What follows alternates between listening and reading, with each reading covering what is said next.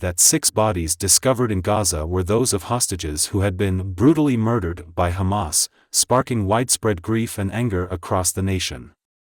Rear Admiral Daniel Hagari, the military's chief spokesperson, stated that the bodies were found the previous day in a tunnel beneath Rafah, a city in southern Gaza, near the location where a 7th hostage, Farhan al-Qadi, was rescued alive last week. They were brutally murdered by Hamas terrorists just before we reached them, Admiral Hagari said. Prime Minister Benjamin Netanyahu expressed profound shock and sorrow, describing the killings as a cold-blooded murder of the hostages. "The heart of the entire nation is torn," he said in a statement. In response, Hamas did not directly address the accusations but blamed Israel for the deaths, citing the failure to reach an agreement to halt the fighting in Gaza.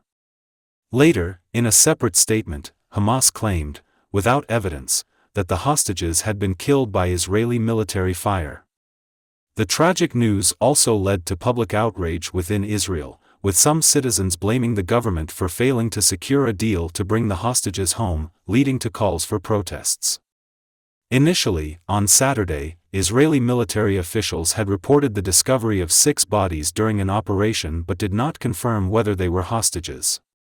Speaking to CNN, Lieutenant Colonel Nadav Shoshani, an Israeli military spokesperson, clarified that the discovery was not the result of a specific mission to release hostages, though Israeli forces had suspected hostages were held in the area. The victims were identified as Carmel Gat, Eden Yerushalmi, Hirsch Goldberg-Polin, Alexander Lobanov, Almog Sarusi, and Ori Danino, all aged between 23 and 40, as reported by a group representing the hostages' families.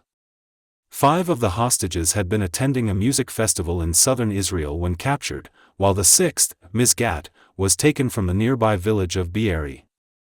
Prior to the military's announcement, President Biden issued a statement confirming that Israel had found the bodies of 6 hostages, specifically identifying Mr. Goldberg-Polin, a dual Israeli-American citizen whose parents had actively campaigned for his release. "I am devastated and outraged." Hirsch was among the innocents brutally attacked while attending a music festival for peace in Israel, Mr. Biden said. He lost his arm helping friends and strangers during Hamas's savage massacre. He had just turned 23. President Biden also reiterated his commitment to securing the release of the remaining hostages and issued a stern warning: "Make no mistake, Hamas leaders will pay for these crimes." Mr. Goldberg-Polin was one of approximately 250 individuals abducted by Hamas and its allies during the October 7 attack on Israel. He was last seen in a video released by Hamas in April. On Sunday, the Goldberg-Polin family confirmed his death, expressing their heartbreak.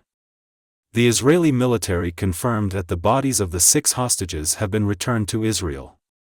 According to Israeli authorities, over 60 hostages are still alive in Gaza, while the bodies of approximately 35 other hostages believed to be deceased remain in the territory.